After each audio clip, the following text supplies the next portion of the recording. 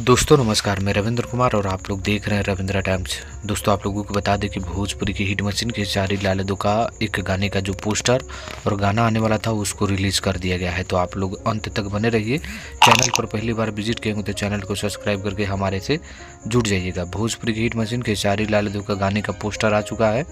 गाने का पोस्टर में नाम रखा गया है गजबे कमर। जी हाँ दोस्तों, इस गाने का पोस्टर में नाम रखा गया है गजबे कमर।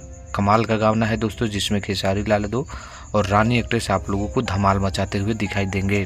इस गाने को गाए हैं खेसारी लाल यादव और शिल्पी राज ने गाए हैं। बात करें इस गाने को लिखे कौन है तो अभिषेक भोजपुरिया जी हैं, इस गाने को लिखे हुए हैं। म्यूजिक जय गुरुदेवा। जी हाँ दोस्तों, इस म्यूजिक डायरेक्टर का नाम है जय गुरुदेवा और डायरेक्शन पवन पाल किए हैं। तो आप लोगों को बता दें कि ये जो गाना है उस 17 सितंबर को VR म्यूजिक के यूट्यूब चैनल पर सुबह में 7 बजे रिलीज़ किया जाएगा और कल इस गाने का टीजर VR म्यूजिक पर ही देखने को मिलेगा। तो गाने का बोल कैसा लगा आप लोग कमेंट करिए। गजबे कमर के लिए और खेसारी लाल यादव के लिए मिलते हैं नेक्स्ट वीडियो में। धन्यवाद।